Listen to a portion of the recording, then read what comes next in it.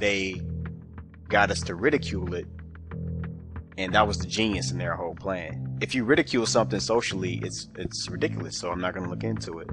When if you're thinking about it, if you flip it inside out, to assume the earth is flat makes so much sense.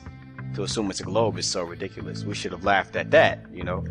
And it's funny how people who still believe in the sphere always make fun of the flat earth, because they'll say, well, how can I stay on? I'll fall off. I mean, that's ridiculous. I'll fall off. Yet they have total faith in not tumbling down the sphere.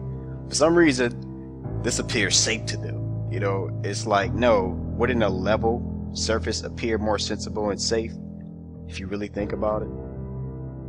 People say, well, go look at the planets. The planets are spheres, so that means we're a sphere.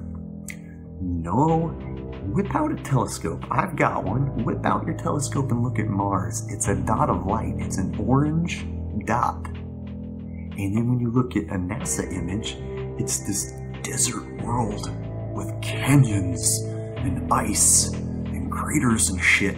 But when you look at it through an amateur telescope, like a good amateur telescope, not one from fucking Walmart, like a good one, it's an orange dot.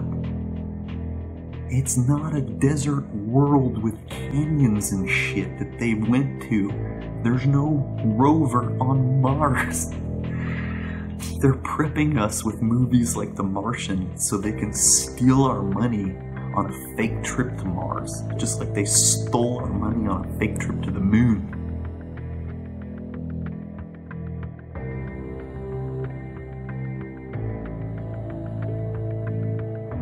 Behold, the mysterious floating orb. Ooh! Ah! Ooh! Ah! Soup's on. You don't need all the complex theories and math. The sun isn't 93 million miles away. It's much closer, and much smaller. Oh, it's 400 times bigger than the moon, but it's also 400 times farther away, so it appears to be the same size. The sun and moon are the same size, and they're not as far as they say they are. They circle above the plane that we live on, the flat plane. They circle. The sun shines down like a spotlight. It's around 24 hours. The same phenomenon Eratosthenes measured could be explained by a flat Earth if the sun were only a few thousand miles away and 32 miles across. The math would work out the same. Once you realize what's going on, you're on a flat plane, you can see the sun. It moves towards you, passes overhead, and moves away from you. It's perspective, the distance. It moves that direction until it reaches the vanishing point, the point of convergence on the horizon, where you can no longer see its light. This is a really, really good video to watch. It's called The Amazing Flight of a Balloon to the Edge of Space. And if you watch it, you will see, because those are clouds there. This isn't the ocean. This is clouds. And what have we got here? That's a hot spot from the sun. Now, if the sun's 93 million miles away, yeah, but massive, how is it causing a heat spot on here? Well, this is a still from it. You can watch the video for yourself, but this is what it does. There's minutes and minutes of this video as it spins around, and you can see it again and again. It will blow your mind, because you'll see the sun isn't that far away at all, because it can't be causing a heat spot on the clouds if it's 93 million miles away. If it's massive, it should all be coming in at the same angle. There should be no... The sun is obviously not 93 million miles away. It looks very close. Circumnavigation is really just a flat circle path. Gravity as we know it simply doesn't exist. The sailor thinks that he's traveling around the Earth this way, when in effect he's traveling around the Earth this way. And he's creating a circle. He's moving in a continuous direction around. He goes through the various parts of the circle, and he comes back where he started from. He's going around this way.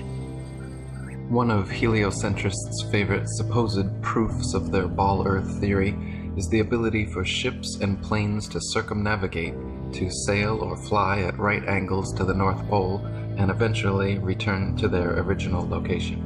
Since the North Pole and Antarctica are covered in ice and guarded no-fly zones, however, no ships or planes have ever been known to circumnavigate the Earth in north-south directions, only east-west. And herein lies the rub. East or westbound circumnavigation can just as easily be performed on a flat plane as it can on a globular sphere. Just as a compass can place its center point on a flat piece of paper and trace a circle either way around the pole, so can a ship or plane circumnavigate a flat Earth. The only kind of circumnavigation which could not happen on a flat Earth is north-south bound, which is likely the very reason for the heavily enforced flight restrictions. Flight restrictions originating from none other than the United Nations, the same United Nations which haughtily uses the flat Earth map as its official logo and flag. So the ball earther's logical argument is that only a globe can be circumnavigated, the Earth has been circumnavigated, and therefore the Earth is a globe. This is indeed a logical modus ponens statement, but the conclusion is rendered invalid because the first premise, that only a globe can be circumnavigated, is categorically false. There is no curve, man. You went up on top of your house and saw the curvature. You went on a plane and saw the curve. No, you didn't. There is no curvature. You know how I know? I tried to debunk the flat Earth and I failed. That's how most of us get started. We try to debunk the flat Earth and we fail. There's no evidence for curvature when you use your own senses and your own observations.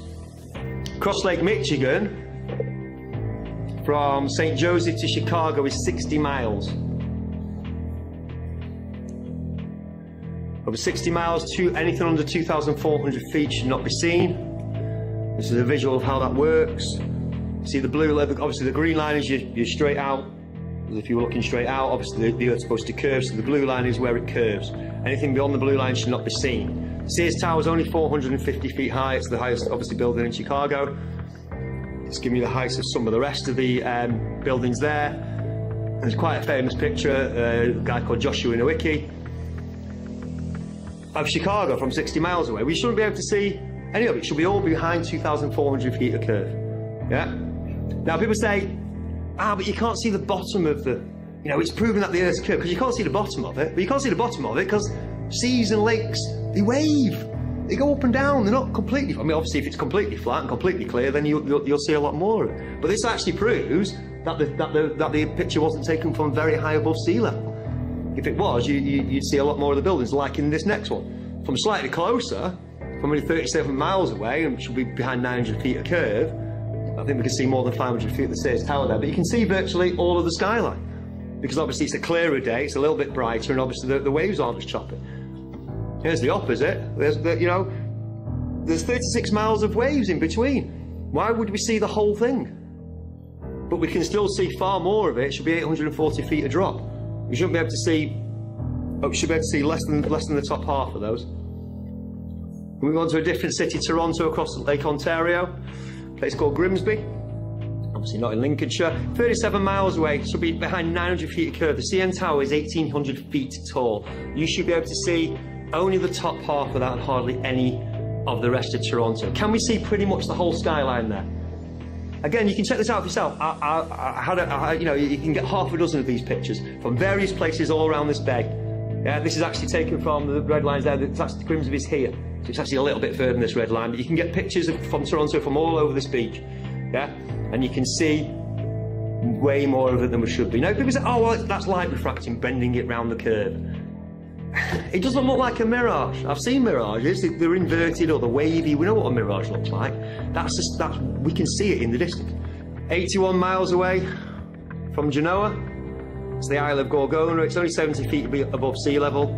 We shouldn't be able to see anyone, or we should be able to see the tip. We can see most of the island. It should be behind 4,300 feet of curve. It should have curved away by now. We can still see it.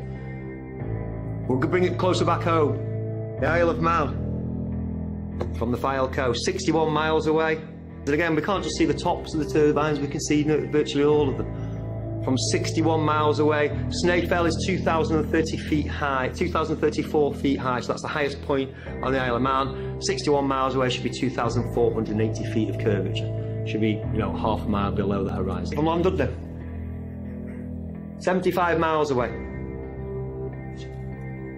Starts getting interesting when you start getting towards the 100-mile mark. We're talking over a mile of dip now. This is the Isle of Oahu, taken from Kauai. Thank you. In Hawaii. It's 90 miles away. Again, you can see, you know, apart from, you know, whatever bit the waves are hiding, we can see a lot of that island. And here's the numbers for it. It should be behind 5,400 feet of drop. Its elevation is 4,003 feet, so we shouldn't even be able to see the tip of it. You can see nearly all of it. This is the Sierra Nevada range from Mount Diablo in California, San Francisco. It's 160 miles away. Yes, we're up a mountain. Yes, they're up a mountain. But you can see, again, a lot of the bottom of the mountains. You can see the snow-capped tops, and then we can see the rest of the mountains as well. 160 miles away, this should be behind 17,000 feet of curve. Again, yes, you might be able to see the top of it, but not all of the mountains. And here's the furthest one I've found so far. This is my record so far. I'm sure it'll keep on growing. This is the Reunion Island from the Isle of Mauritius. It's 149 miles away. It's a long, long, long way away. And once again, we can see the peak, but we can also see most of the rest down. This is quite clearly a very, very good observational day. Very clear, very calm. The highest peak on Reunion Island is 3,072 meters tall. It's just under 2 miles. 149 miles away, everything should be behind 2.8 miles of curvature. Should have curved way, way away. And again, it's not just the tops we can see much more. We can see a lot more, you know, 2,000 feet or so of that. We can see far more. That's what I'm saying about the Z-axis curve. It's not there. It's not there. If you watch a boat out to sea and then get a telescope on it, it'll come back into view again. Yeah, it's perspective, and it's obviously the limits of our eyesight, but it's also conditions as well, quite clearly. Yeah, heat, haze conditions, what have you. Visible conditions do check. But the point is that photographs have been taken. I've just shown you a dozen photographs from starting at 30 miles, 60 miles, 90 miles. Now we can see 150 miles in the distance, and it should well have disappeared behind the curve of the globe. Huge flat places on Earth, everybody's aware. If you ever watch Top Gear, the Bonneville Salt Flats, where everybody goes racing, but there's even bigger ones in South America. Ethiopia? But the Saladillo in Bolivia. They've gone for 4,000 square miles. They go for hundreds of thousands of square miles. Big flat places on Earth. Yeah, famously, flatter than a pancake. The evidence is all around us. The Earth is flat, and that is that. Don't overthink this thing. It's not necessary. Primary knowledge or secondary knowledge? You're going to use your own senses, your own observances, your own experiments, hopefully, or you're going to believe what you've been told just because that's what everybody believes.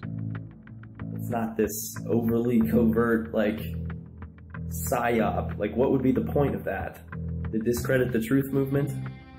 If you look into Flat Earth for 3 hours, that you would realize that it's not a psyop. It's not a psyop. A psyop of that magnitude that would ultimately bring the truth movement to its... Do you really think the truth movement is going to be brought to its knees anytime soon, given all the information? The same as with Flat Earth. Think about it. So why? What have they got to gain? You know, why bother? Well, as far as I'm concerned, once you've done research, and if you come to the same conclusion that myself and thousands of others have done, it overthrows heliocentrism, overthrows the Big Bang, it overthrows evolution, overthrows everything we thought we knew about the world. And I've heard people say that the reason they don't want to publish papers that disagree with special relativity or general relativity is that they built their careers on this. If you were paranoid, you'd say there's a conspiracy. Whatever it is, there is a lot of resistance to getting something published that disagrees with either of Einstein's two theories. As for all of the photos and video evidence we now have that the Earth is round, well, all of that material is completely fabricated. a hoax perpetrated by space agencies, airlines, globe manufacturers. They are reaping the rewards of our ignorant belief that the Earth is actually round.